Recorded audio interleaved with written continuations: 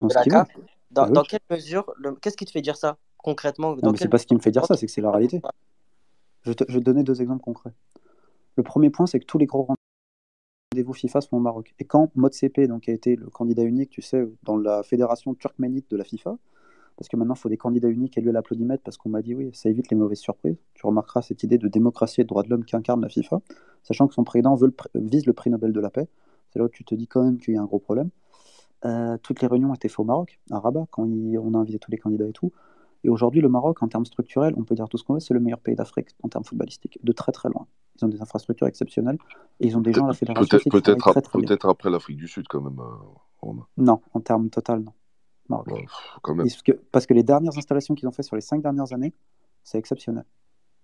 Et puis il y a un problème aussi pour l'Afrique du Sud, c'est que l'Afrique du Sud n'a pas la capacité financière d'inviter les fédérations. Le Maroc, là. Mais je Maintenant. suis d'accord pour toi sur l'Afrique du Sud, sur notamment les clubs. En fait, je parle au niveau fédération, je parle pas au Non, niveau mais des si clubs. Au tu niveau des parles clubs. d'infrastructure, l'Afrique du Sud est quand même loin devant le Maroc, quand même. Enfin, je veux dire, on a quand même perdu la Coupe du Monde, l'organisation. Non, la Coupe du Monde en 2010, c'est comme toutes Bon, les autres c'était pour Nelson organisations. Mandela. Bon, ok, d'accord. Mais aussi, il y a des infrastructures qui ont fait ils sont pas mal développés. Tu as des structures, mais par exemple, tu as très peu de fédérations qui vont se préparer en Afrique du Sud. Tu en as un petit peu vis-à-vis de l'Afrique australe, mais au final, tu as pas autant de matchs qui sont organisés au Maroc. Le Maroc, aujourd'hui, c'est le centre névralgique du foot africain. Fawzi Lekja a une influence colossale. Il suffit de voir qu'il a un dossier en commission d'éthique, on attend toujours que ça sorte, tu vois.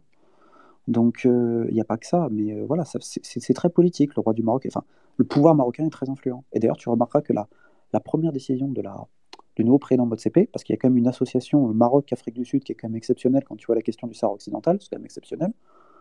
Et la première mesure qu'ils ont fait, c'est de voter un amendement qui empêche les membres non membres enfin les potentiels membres qui ne sont pas adhérents à l'ONU de devenir membres CAF. Alors que tu vois, par exemple, en CONCACAF et en Asie, c'est pas le cas.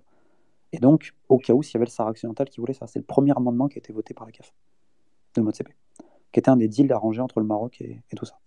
Donc, ils ont une influence absolument colossale. Ça ne veut pas dire que les mecs truquent les matchs et tout, hein, j'ai pas dit ça. J'ai juste dit qu'aujourd'hui, politiquement, les pays qui pèsent à la CAF, tu as la Sierra Leone, pas Isha Johansen, tu as le Maroc, qui pèse énormément la Sierra Leone.